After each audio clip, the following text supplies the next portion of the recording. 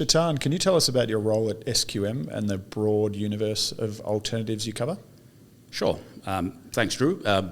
Chetan Trehan, basically, I'm the sector head for multi-assets, real assets, and alternatives. We're a ratings firm, so I look after the team members who research those funds. And what are the biggest challenges you see when reviewing private markets or alternative assets compared to traditional asset classes? Yeah, it's an interesting space, right? There's a huge variety within alternatives and private markets. So some of the challenges include, the assets not being listed, and therefore the price discovery function is one thing to look at as a challenge. So we look at valuation reports, for example, whether we look at direct property or direct infrastructure or private equity. So independent valuations and looking at the process and the due diligence process of the fund manager in terms of selecting assets, valuing those assets is a challenge, and so we look into that a bit more as part of our process compared to other traditional sort of fixed income and equities. And how does this robust research approach help advisors when looking to allocate to alternatives? Yeah, look, advisors are short of time, and I think their main focus should be talking to clients and understanding clients rather than deep dives into funds. Although they do need to do some level of due diligence, of course. So this is where a research firm or a ratings firm is part of the picture. At least reading a couple of pages of that report that we write would be good. I mean, our reports are pretty long, 15, 20 pages, but a couple of pages are pretty important in terms of looking at strengths and weaknesses of the particular fund, not just the headline rating.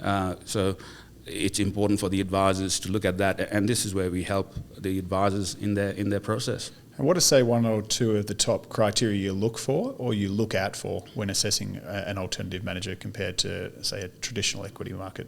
Yeah, a couple of important factors. We do look at various factors across 6 different categories, 30, 35 different factors.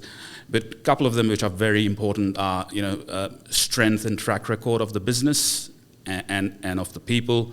And then second, we could say risk and return in terms of what's sitting behind that return, how much risk is being taken, if there's transparency. So those 2-3 factors, I would say, are very important. And what's the most common question you get from financial advisors looking at your reports or at alternatives generally?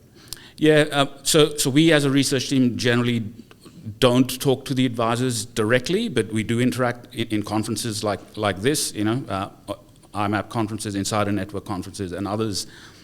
So what we try and do is help them out in terms of understanding some of the funds, especially if it's not a well-known fund manager with a long track record or a big brand, and also trying to help them in terms of how much should be allocated to those sort of funds, although they have their own guidance and their own sort of dealer groups have rules around how much to allocate. But we can make some comments on those sort of things in terms of whether a particular alternatives fund is appropriate for a conservative risk profile or not, or should be for a balance or growth, and how much, and those sort of conversations.